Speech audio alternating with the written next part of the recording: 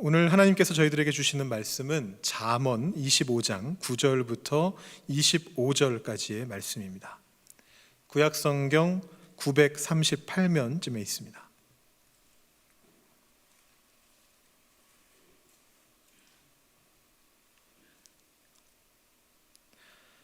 잠언 25장 9절부터 25절까지의 말씀을 봉독하실 때 저와 여러분이 한 절씩 교독으로 봉독하도록 하겠습니다.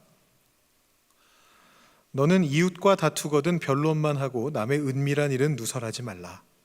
듣는 자가 너를 꾸짖을 터이요 또 내게 대한 악평이 내게서 떠나지 아니할까 두려우니라. 경우에 합당한 말은 아로새긴 은 쟁반에 금 사관이라. 슬기로운 자의 책망은 청종하는 귀에 금고리와 정금 장식이니라. 충성된 사자는 그를 보낸 이에게 마치 추수하는 날의 얼음 냉수 같아서 능히 그 주인의 마음을 시원하게 하느니라. 선물한다고 거짓 자랑하는 자는 비 없는 구름과 바람 같으니라. 오래 참으면 관원도 설득할 수 있나니 부드러운 혀는 뼈를 꺾느니라. 너는 꿀을 보거든 조카리만큼 먹으라. 과식함으로 토할까 두려우니라.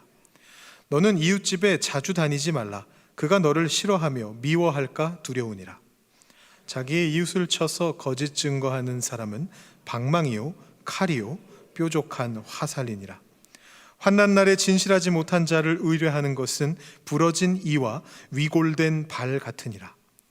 마음이 상한 자에게 노래하는 것은 추운 날에 옷을 벗음 같고 소다 위에 식초를 부음 같으니라. 내 원수가 배고파 하거든 음식을 먹이고 목말라 하거든 물을 마시게 하라. 그리하는 것은 핀 숯을 그의 머리에 놓는 것과 일반이요 여호와께서 내게 갚아 주시리라. 북풍이 비를 일으킴같이 참소하는 혀는 사람의 얼굴에 분을 일으키느니라. 다투는 여인과 함께 큰 집에서 사는 것보다 움막에서 혼자 사는 것이 나으니라. 함께 읽겠습니다. 먼 땅에서 오는 좋은 기별은 목마른 사람에게 냉수와 같으니라. 아멘. 제가 여러분들께 비밀을 한 가지 말씀드리겠습니다. 제 목소리가 좀 작아졌습니다. 그죠? 비밀이니까. 비밀은 조심스럽게 말해야 되는 거니까요. 그 비밀은 이런 것입니다. 사람은 비밀을 들으면 그걸 말하고 싶어서 혀가 근질근질해집니다. 요게 비밀입니다. 이해되셨습니까? 예, 사람은 비밀을 들으면 그걸 꼭 누군가한테 말하고 싶어집니다. 그래서 마치 실수하는 것처럼 이건 비밀인데 라고 하면서 그 비밀을 어느 누군가에게는 꼭 말하게 됩니다. 보세요. 저도 지금 이 비밀을 여러분들한테 말하지 않았습니까? 혀가 근질근질해진다는 그 비밀을 말했습니다. 비밀을 말하고 싶은 것이 사람의 본성이다라는 것입니다. 그래서 keep secret, 이거 비밀이야, 비밀 꼭 지켜 라는 말처럼 공허한 말도 없습니다. 누군가에게 이야기하는 순간 그 비밀은 공공연한 비밀이 됩니다. 모두가 다 아는 그런 비밀이 됩니다. 이런 공공연한 비밀에 대한 어떤 이야기가 하나 유대인들 사이에서 전해 내려오는 이야기가 있습니다. 어느 마을에 착하지만 아주 착하고 아주 순수하지만 입이 가벼운 한 사람이 살고 있었다라고 합니다. 근데 그는 자기가 아는 사람에 대한 얘기를 들을 때마다 또 자기가 모르는 사람의 얘기도 들을 때마다 하여튼 얘기만 들었다 하면 그 얘기를 친구들한테 가서 자기 주변에 있는 마을에 살고 있는 이웃들한테 가가지고 전했다라고 합니다. 근데 이게 얘기를 하다 보면 조금씩 사람이 자기 얘기에 사람들이 귀를 기울여 주는 것 같은 그런 생각이 들면 이제 어떻게 하기 시작하느냐 하면 자기 이야기를 조금 더 극적으로 과장하고 싶어집니다. 그래야 내 말이 더 먹히는 것처럼 느껴지거든요. 그래서 처음에는 자기가 들었던 얘기를 그냥 고스란히 전달했었는데 나중에는 자기가 들었던 얘기에다가 자기가 조금 더 재미난 얘기들을 착착착 이렇게 집어넣습니다. 그런 걸 보통 뭐라고 표현하는지 아시나요? MSG를 친다라고 합니다. 들어보셨습니까?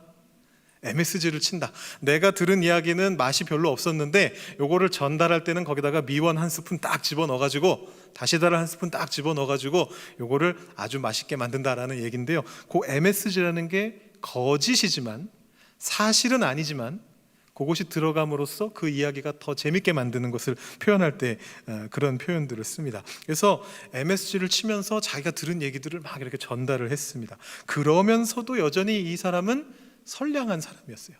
착한 사람이었습니다. 어느 날 이 사람이 자기 마을에 살고 있는 또 다른, 자기도 사업가인데 또 다른 사업가에 대한 정말 이상한 이야기를 듣게 됐습니다. 이상한데 사실인 이야기를 듣게 됐습니다. 어떻게 했을까요, 이 사람이? 당연히 주변 사람들을 찾아다니면서 그 얘기를 막 전하기 시작했습니다. 부풀려가지고 MSG를 착착착 쳐가지고 막 전하기 시작했습니다. 그래서 그 이야기가 온 마을에 떠돌게 됐습니다. 그 말을 들은 사람이 너무 신기하고 너무 재밌으니까 계속 전달을 했습니다. 그래서 온 마을에 그 소문이 다 퍼져버렸습니다. 그리고 그 이야기의 주인공이었던 그 불행한 그 사업가가 결국은 그 소식을 듣게 됐습니다. 자기에 대한 루머가 이 마을을 떠돈다라는 얘기를 듣게 됐습니다. 그래서 이 사람이 마을 랍비를 찾아가서, 유대인이니까요, 랍비에 찾아가서 저는 망했습니다. 이제 나는 모든 평판을 잃었고 나는 이 마을에서 살 수가 없습니다 라고 그렇게 얘기를 했다고 합니다. 그래서 이제 마을의 평화를 지키기 위해서 랍비가 이제 출동을 한 겁니다. 출동을 해서 말을 전한 사람 보고 이리 와라, 내 서재로 와라. 서재로 왔습니다. 당신이 무슨 짓을 했는지 아세요? 잘 모르죠. 알았으면 안 그랬겠죠. 뭐 때문에 그러시나요? 당신이 전한 얘기 때문에 이 사람은 죽게 됐습니다. 사실상 죽게 됐습니다.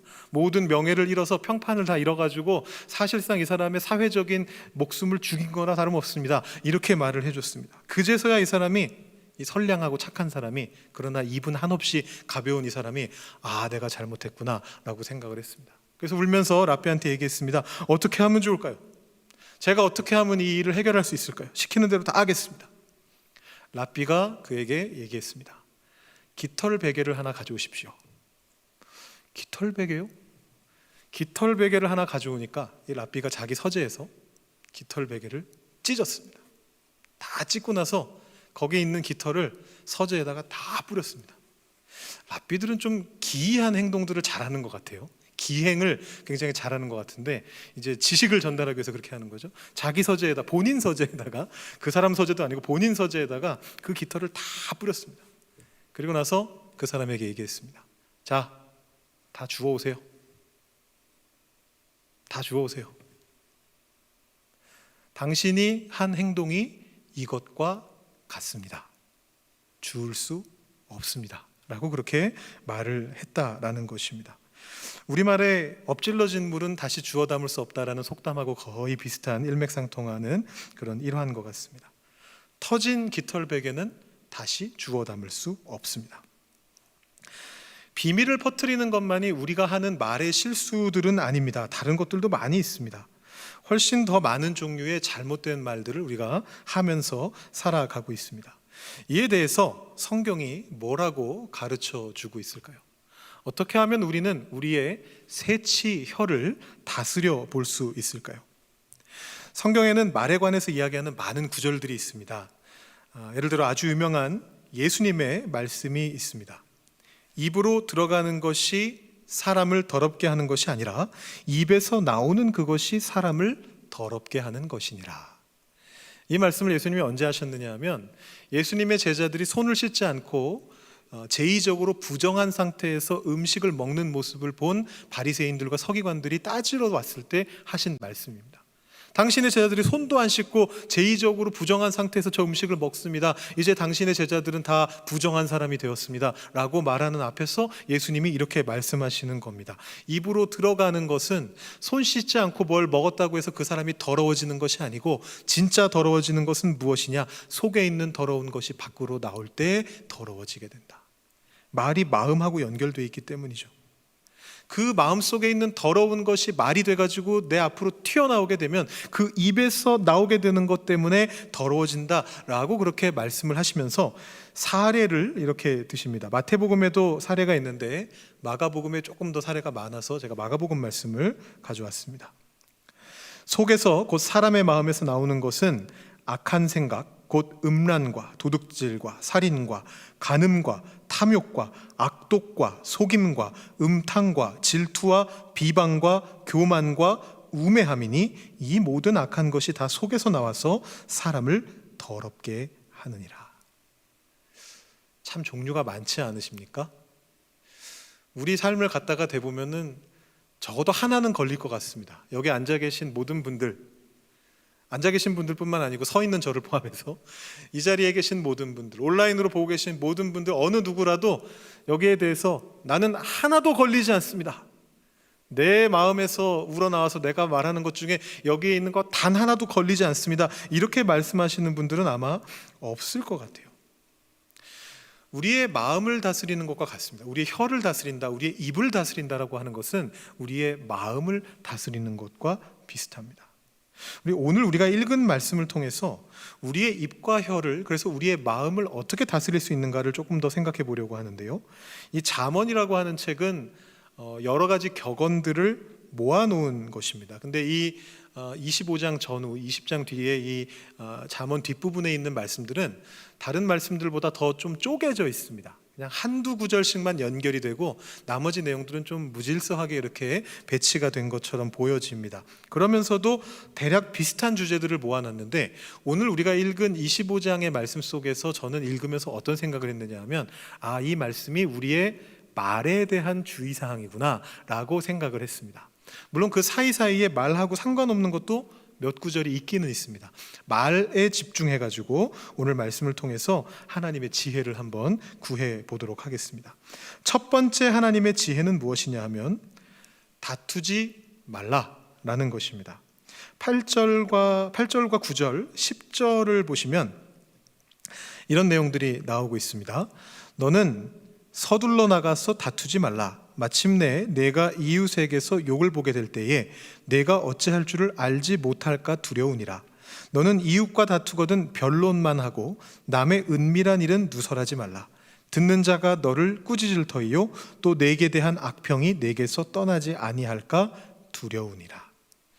다투지 말아라 라는 큰 주제 아래에서 특별히 여기에서 어떤 작은 주제가 제시되고 있느냐 하면 남의 비밀을 누설하지 말아라 라는 내용이 들어가 있습니다. 앞서 우리가 살펴봤던 유대인 이야기가 바로 이것과 관련된 주제였죠. 남의 비밀을 함부로 말하고 다니면 안 된다. 남의 비밀을 말하게 되면 그 순간에는 내가 아니라 그 듣는 사람이, 다른 사람이 욕을 당하는 것처럼 느껴집니다. 왜냐하면 그 사람의 비밀이 폭로되고 있는 것이니까요. 그런데 그 순간에는 그렇지만 결국에는 사람들이 알게 된다는 것이죠. 누가 저 얘기를 하고 다녔는가? 누가 남을 비방하고 다녔는가? 누가 남의 비밀을 전하고 다녔는가를 알게 된다는 것입니다. 그래서 보게 된다는 거죠. 저 사람 비밀이나 얘기하고 다니는 사람이야. 저 사람은 비밀이나 누설하고 다니는 사람이야. 그런 악평이 생기게 된다는 것입니다. 그렇게 악평이 생기게 되고 나면 사람들이 누구도 그에게 말을 걸지 않으려고 할 것이고 결국에는 외톨이가 될 거다라는 것이죠. 혹시 요즘 들어서 사람들이 나를 피하는 것 같다, 이런 생각이 드시는 분들이 있다면 내가 혹시 남의 비밀을 누설하고 다닌 건 아닐까, 이렇게 자기 스스로를 한번 돌아보시면 좋을 것 같습니다. 농담으로 드린 말씀입니다. 진담은 아닙니다. 다투지 말아야 한다라는 주제의 또 다른 구절은 18절에 나오고 있습니다. 자기의 이웃을 쳐서 거짓 증거하는 사람은 방망이요 칼이요 뾰족한 화살이니라.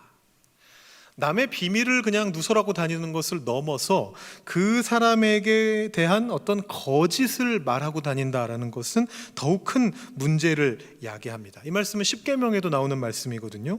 내 이웃에 대하여 거짓 증거하지 말라. 이 말씀들의 배경이 재판의 자리라는 것을 우리가 기억할 필요가 있습니다.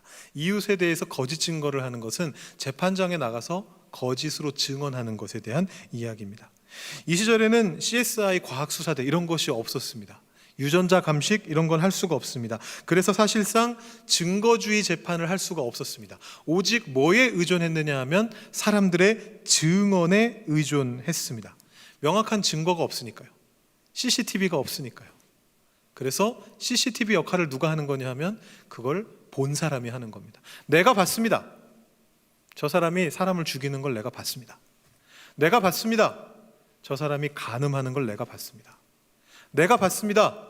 저 사람이 하나님을 모독하는 것을 내가 봤습니다. 그렇게 말을 하게 되면 그 사람이 죄가 있는 것으로 드러나게 되는 것이죠. 그래서 이것이 사람의 생명까지도 좌지우지할 수 있는 중요한 문제였기 때문에 성경의 법에서 뭐라고 얘기하느냐 하면, 혹시라도 어떤 한 사람이 나쁜 마음을 먹고 저 사람을 해코지하려고 저 사람에 대해서 나쁜 말을 할까 봐서 최소한 2사람의 증언이 필요하다. 어떤 죄에 대해서 유죄 판결을 하려면 최소한 2사람의 증언이 필요하다라고 그렇게 규정하고 있습니다. 근데 생각해 보십시오. 정말 남을 해치려고 마음을 먹었다면 2사람을 섭외하는 것 정도가 뭐 얼마나 어렵겠습니까? 일단 내가 한 명이 증인이고 한 사람만 더 섭외하면 됩니다. 돈 많은 사람이면 더 쉬웠을 겁니다.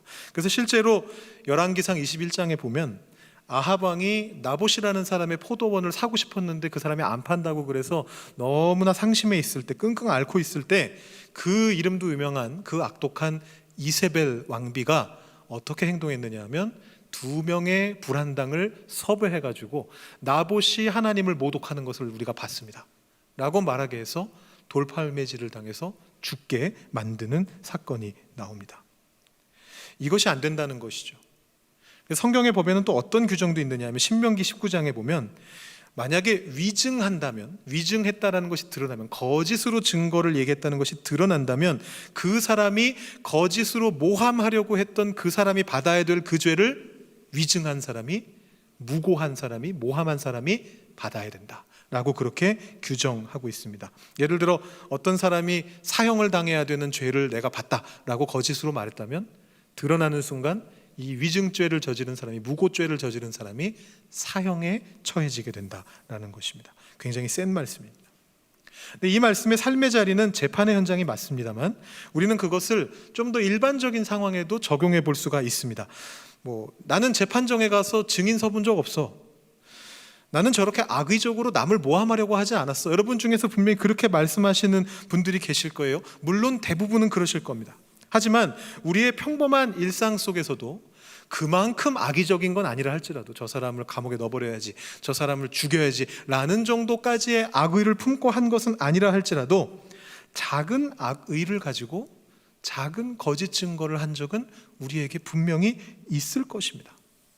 앞에 유대인 이야기에서 보았던 것처럼 MSG를 치는 것도 어떻게 보면 작은 거짓을 집어넣는 겁니다. 작은 거짓을 집어넣어서 별 꺼리낌이나 죄의식 없이 그런 말을 할 수가 있는데, 우리가 만약에 그런 삶을 살아가고 있다면 조심해야 한다는 것입니다. 자신의 언행을 다시 되돌아봐야 된다는 것이죠. 다투지 말라라는 주제의 세 번째 작은 주제는 23절, 24절에 나오고 있습니다. 북풍이 비를 일으킴같이 참소하는 혀는 사람의 얼굴에 분을 일으키느니라. 다투는 여인과 함께 큰 집에서 사는 것보다 움막에서 혼자 사는 것이 나으니라. 저는 이 말씀을 어떻게 해석해 봤느냐 하면요, 분노하기 전에 그 자리를 피해라 라고 이렇게 한번 정리해 봤습니다. 여러분, 나는 잘 살아보려고 했는데요, 남이 나를 건드리는 경우가 있습니다. 나는 고요히 잠을 자려고 했는데 굳이 와가지고 잠자는 사자의 코털을 뽑아가는 것이죠. 나는 남의 비밀도 누설하는 사람이 아니고, 나는 입이 무거운 사람이고, 나는 남에게 악의를 갖고 MSG를 치거나 무슨 거짓 증거를 하거나 그런 삶을 살아온 적이 없습니다. 나는 남하고 다투고 싶어 하지 않는 사람입니다. 나는 여기에 아무것도 걸리지 않습니다 라고 생각하시는 분들이 계실 수 있습니다. 천성적으로 그런 천성을 타고나신 분들도 계시겠고, 아니면 하나님과의 깊은 관계를 맺어가시면서 그렇게 안 되시게 최선을 다해서 노력하신 분들이 계실 거예요. 그런데 그런 사람에게도 굳이 와서 시비를 거는 사람은 꼭 있더라라는 말입니다. 여러분, 혹시 방어 운전이라는 말 들어보셨습니까? 방어 운전. 운전을 가지고 뭘 어떻게 방어를 한다는 걸까요? 안전 운전하고 조금 다른 겁니다. 방어 운전이라고 하는 건 이런 거죠. 나 혼자 교통규칙을 잘 지키면서 안전 운전을 아무리 한다 할지라도 어떤 사람이, 교통규칙을 어기고 위험하게 운전한 어떤 사람이 다가와가지고 나를 쳐버리면 사고가 난다 이것입니다. 그것까지 조심하면서 운전하는 것을 방어 운전이라고 합니다. 이렇게 생각하시는 분들이 계십니다. 나는 잘못한 게 없는데, 나는 교통규칙 다 지켰고 나는 속도도 천천히 운전했고 나는 다 안전운전했는데 내가 왜 방어운전을 해야 돼? 법 어기고 들이받은 저 사람이 잘못이지 라고 그렇게 생각하실 수 있습니다. 100% 맞는 말씀이지만 그럼에도 불구하고 와서 들이받는 차는 꼭 있거든요. 그거 어떡하겠습니까? 현실인데. 와서 들이받는 차는 있다라는 것입니다. 잘못은 그 사람이 했죠. 하지만 그것 때문에 내가 죽을 수도 있거든요. 그래서 방어 운전이라는 것을 합니다. 다툼도 마찬가지입니다. 나는 남의 비밀도 안 말했고 나는 거짓 증거도 안 했지만 누군가가 나에게 와서 시비를 걸 수 있습니다. 물론 제가 표현을 시비라고 들고 있는데 그렇게까지 거창한 게 아닐 수도 있습니다. 그분은 그냥 조용히 와가지고 작은 얘기 하나 한 걸 수도 있는데 그게 나한테 시비로 느껴질 수 있습니다. 그럴 때 분노하기 전에 자리를 비키라는 것입니다. 24절은 이것을 아주 재미나게 표현하고 있는데요. 아내가 싸움 걸기를 좋아하면 그 집 나와서 움막에 가서 살아라. 이렇게 표현을 하고 있습니다. 진짜 그러라는 얘기는 아닙니다. 비유적인 표현이죠. 다툼을 피하라라는 것입니다. 그렇게 함으로써 죄 짓는 것을 피할 수 있다라는 것입니다. 하나님의 지혜 두 번째는 경우에 맞는 말을 하라라는 것입니다. 총 세 가지를 말씀드렸는데 이제 두 번째로 넘어왔습니다. 다행히 뒤에 두 개는 좀 짧기 때문에 빨리 마칠 수 있을 것 같습니다. 하나님의 지혜 두 번째, 경우에 맞는 말을 하라. 이것도 크게 세 가지 정도로 나눠볼 수 있을 것 같은데요. 먼저 11절, 12절 말씀을 보시면 경우에 합당한 말은 아로새긴 은쟁반의 금사관이라 슬기로운 자의 책망은 청종하는 귀에 금고리와 정금 장식이니라 이렇게 되어 있습니다. 경우에 맞는 말을 하는 것이 얼마나 중요하냐. 은쟁반에 금사과를 놓는 것만큼이나 귀한 것이다 이렇게 이야기합니다. 근데 어떤 것이 경우에 맞는 말입니까? 그 다음 절 12절 말씀하고 연결해서 보시면 두 가지 조건이 있다는 것을 보게 됩니다. 첫 번째로는 말하는 자가 슬기로워야 됩니다. 그리고 두 번째는 듣는 자에게 청종하려는, 들으려고 하는, 듣고 따르려고 하는 마음이 있어야 됩니다. 여러분 놀라운 건데요, 둘 중 하나만 부족하다 할지라도 아예 말을 하지 않는 게 더 낫습니다. 우리가 이렇게 생각할 때가 있습니다. 내가 지혜롭게 말하면 되지. 이게 저 사람한테 꼭 필요한 얘기인데, 저 사람이 이걸 꼭 들어야만 되는 얘기인데, 내가 그 사람에게 그걸 지혜롭게만 잘 말할 수 있으면 해결될 수 있지 않을까? 그렇게 생각하시는 경우들이 있습니다. 그런데 그게 쉽지가 않아요. 대개 어떤 때 경우에 맞지 않는 말을 하게 되느냐 하면, 듣는 사람은 전혀 듣고자 하는 마음이 없는데 나 혼자 가가지고 슬기롭게 말한답시고 막 조언하고 막 신나게 떠들고 있을 때 생겨나게 됩니다. 아무리 맞는 말이어도 소용없습니다. 어쩌면 그게 관계가 성립되지 않아서 그럴 수도 있고, 나는 저 사람한테 이런 말 듣고 싶지 않은데 저 사람이 왜 와가지고 맞는 말로 나를 기분 나쁘게 하느냐, 이렇게밖에 생각이 안 되거든요. 그래서 이게 양쪽이 다 있어야 됩니다. 그래서 이 말씀을 우리가 양쪽으로 같이 적용할 수 있습니다. 우리의 삶에 적용할 때 말하는 자의 입장에서도 적용해 볼 수가 있고 듣는 자의 입장에서도 적용해 볼 수가 있습니다. 내가 조언하는 사람이라면 지혜로워야 되겠구나. 그냥 지혜로울 뿐만이 아니고 들어야 할 사람이 그걸 들을 수 있게끔 유도하면서 말하는 지혜를 내가 가지고 있어야 되는구나. 반대로 내가 듣는 사람이라면 솔로몬처럼 주님, 듣는 마음을 내게 주십시오. 듣고자 하는 마음을 주십시오. 내 마음이 열리게 해주십시오. 이것이 저 사람이 나한테 하는 말이 아니라 내 주변 사람을 통해서 들려주고자 하시는 하나님의 음성이라는 것을 알게 해 주십시오. 그 주님의 음성에 귀 기울일 수 있게 해 주십시오. 이 마음을 가지고 나아가야 한다라는 것입니다. 경우에 맞는 말 두 번째는 20절에 나오고 있는데 언뜻 보기에 앞의 내용하고 유사합니다. 마음이 상한 자에게 노래하는 것은 추운 날에 옷을 벗음 같고 소다 위에 식초를 부음 같으니라. 차이가 있다면요, 마음이 상했다라는 것입니다. 앞의 얘기에는 마음이 상했다는 얘기가 없습니다. 슬기로운 조언을 청종하려는 귀에게 들려주어라 이런 얘기인데, 이 20절 같은 경우에는 마음이 상했다라는 표현이 나옵니다. 이성적으로 판단할 때 들을 수 있는 것하고 감정적으로 내가 들을 수 있는 마음의 그 열림이 있느냐에는 굉장히 큰 차이가 있습니다. 나는 슬기롭게 조언하고 저 사람이 들을 수 있게끔 말한다라고 생각하지만 그 사람의 감정이 상해 있다면 제 아무리 좋은 말을 한다 할지라도 다 쓸모가 없어진다라는 것입니다. 그냥 쓸모가 없어지는 정도가 아니고 오히려 상황을 악화시킬 수 있다는 것입니다. 더운 날 옷을 벗으면 시원해지지만 추운 날 옷을 벗으면 그냥 똑같은 게 아니라 더 추워지는 것이죠. 안 벗는 것보다 못한 것입니다. 식초는, 여기서 말하는 식초라고 하는 것은 이제 시게 만든 포도주를 말하는 것인데, 이 유대 사회에서 굉장히 유용한 물질입니다. 아주 유용한 것인데 그 식초를 소다 위에다 부으면 어떤 일이 벌어지느냐? 여러분, 어떤 일이 벌어지는지 아시나요? 네, 부어보셨죠? 네, 안 부어보신 분들은 집에 가서 한번 부어보시면 됩니다. 제가 부어봤다고 말했다고 막 부으시면 안 되고요. 신문지 같은 거 많이 깔아놓으시고 부으셔야 됩니다. 이렇게 많은 양에다가 한꺼번에 부으면 거의 뭐 폭발하듯이. 인터넷에 보니까 어떤 어머니가 자기 아들한테 화산 폭발 실험을 해준다면서 그 소다에다가 식초를 부었더라고요. 이렇게 막 터지는 거 보여주겠다고. 이제 막 거품 같은 게 막 올라옵니다. 지혜로울 뿐만이 아니라 감정까지 생각해야 된다. 막 이렇게 터져나오게 하지 말고, 거품이 막 터져나오게 만들지 말고, 식초가 아무리 좋은 거라 할지라도 저 사람이 소다 상태라면 거기다가 부으면 오히려 일이 악화된다. 감정까지도 고려하면서 경우에 맞는 말을 해야 된다라는 그런 말을 오늘 말씀에서 해주십니다. 또 경우에 맞는 말과 관련된 마지막 구절은 25절에 마지막 절에 나오고 있습니다. 먼 땅에서 오는 좋은 기별은 목마른 사람에게 냉수와 같으니라. 목마른 사람에게 냉수 마시는 것 같은 좋은 기별을 전하는 것이 필요하다. 그것이 경우에 맞는 말이다. 이렇게 이야기를 하고 있습니다.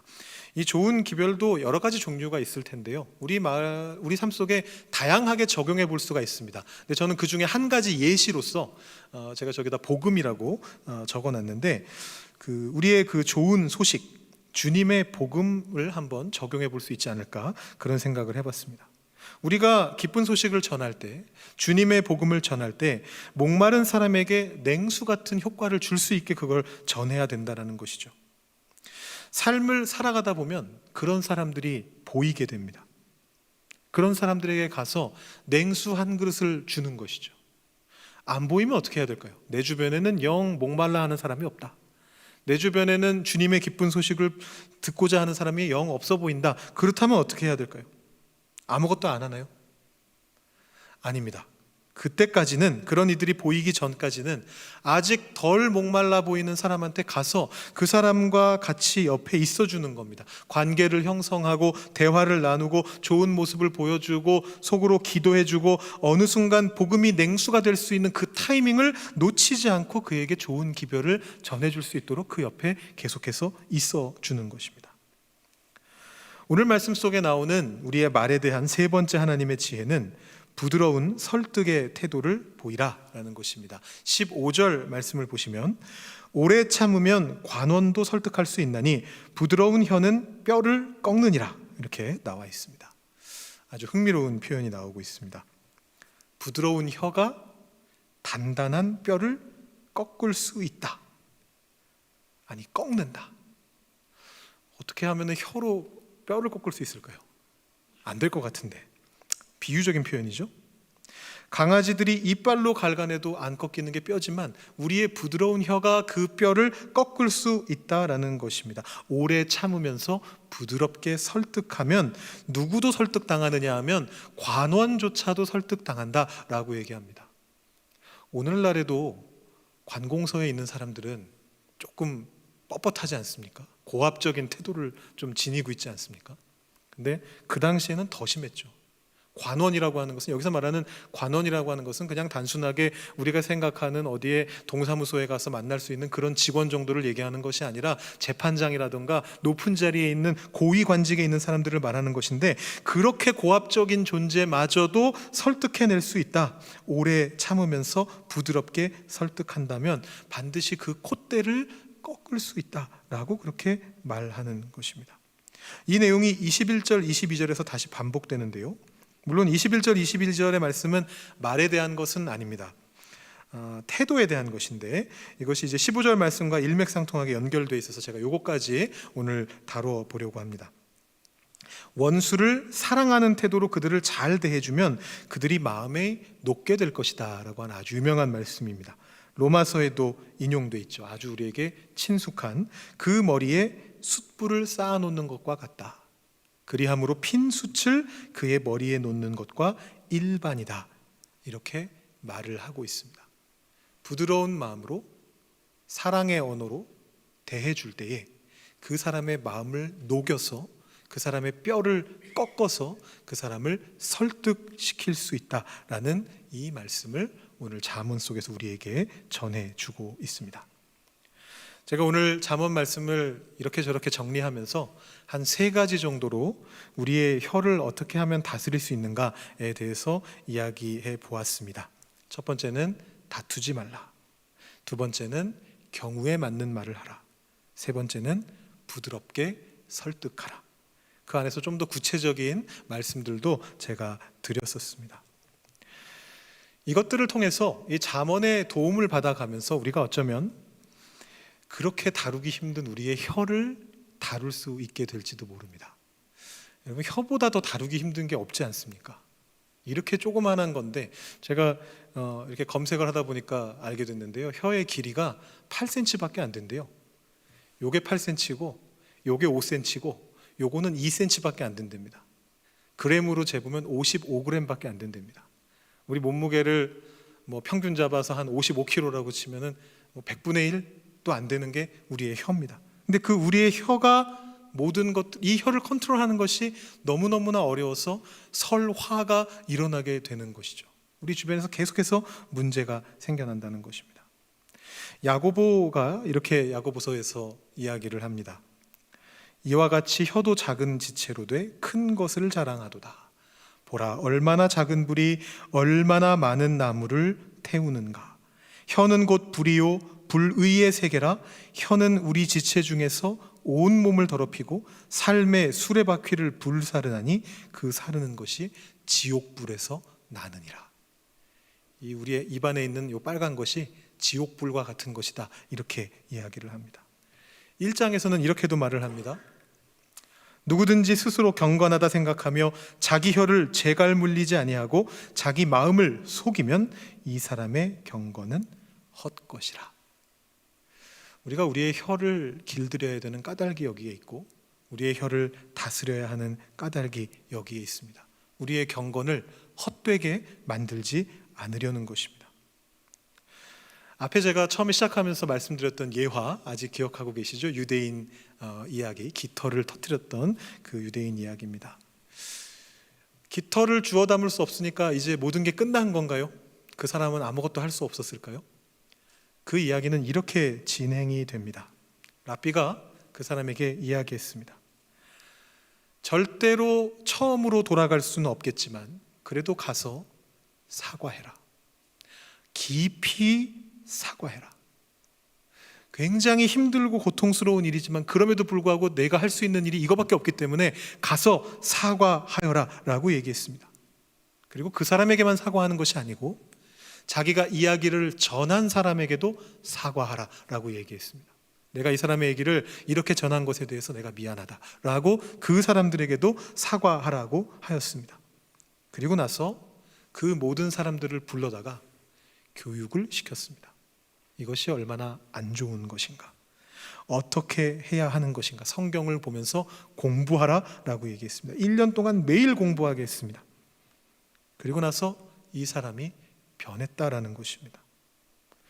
친구와 동료들에게 무엇을 얘기하느냐? 혀를 지키는 것이 얼마나 중요한가를 간증하는 사람으로 다시 태어났다라는 것입니다. 여러분, 우리가 이미 한 말을 주워 담을 수는 없습니다. 그렇지만 관계를 아름답게 형성하기 위해서 노력함으로써 이미 흘린 말의 효과를 바꾸는 것은 가능합니다. 물론 최선은 처음부터 실수하지 않는 거겠죠. 우리의 혀를 최선을 다해서 다스리는 것일 겁니다. 오늘 말씀 제가 읽지 않고 넘어갔던 8절 말씀 맨 앞에 보면 이렇게 나와 있습니다. 너는 서둘러 나가서 다투지 말아라. 우리 안에 서두르는 마음이 없어야 됩니다. 서두르지 않고 차근차근히 방어 운전하면서 지혜를 추구해 나가는 가운데 우리의 말을 조심스럽게 하게 될 때, 우리의 혀에 재갈을 물리게 될 때 우리의 말이 목마른 사람에게 냉수와 같은 그런 말이 될 수 있을 것입니다. 오늘 이 시간 주님의 성령이 우리에게 임하셔서 우리의 혀를 지옥불과 같은 혀가 아니라 성령의 불꽃과 같은 혀로 바꿔주실 것을 믿으면서 우리 하나님 앞으로 나아가시는 여러분들 되실 수 있기를 바랍니다. 기도하겠습니다. 하나님 아버지, 감사합니다.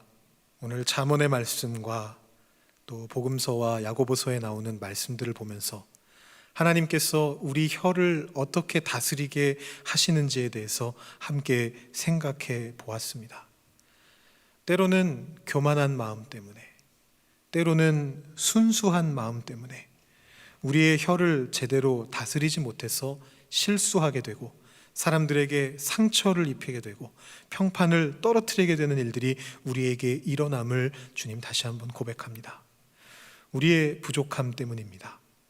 하나님께서 우리에게 성령을 보내어 주셔서 우리의 혀에 우리가 재갈을 물리고 우리가 인도하는 그 방향으로 우리의 혀를 이끌어갈 수 있도록 주님 우리의 마음을 주관하여 주시기를 소망합니다. 때로는 내가 피해야 할 자리라면 피하면서, 때로는 다른 사람의 감정까지도 고려하면서, 때로는 아직 때가 되지 않았을 때 그 옆에서 얌전히 기다리는 가운데, 오래 참는 가운데 순간을 발견하면서, 필요한 순간을 발견하면서 냉수와 같은 말을 할 수 있게 되는 우리 한 사람 한 사람이 되기를 소망합니다. 우리 토론사인 장로교회 성도님들 모든 분들이 그런 분들이 되셔서 우리 교회가 아름다운 교회로 소문이 나고 이 땅이, 이 토론토 땅이 조금 더 주님의 사랑에 가까이 다가가는 땅이 될 수 있도록 주님 우리 교회와 우리 성도님들을 사용하여 주시옵소서. 우리를 통하여 사람들이 예수님의 모습을 볼 수 있게 하여 주시옵소서. 감사드리며 예수님의 이름으로 기도드립니다. 아멘.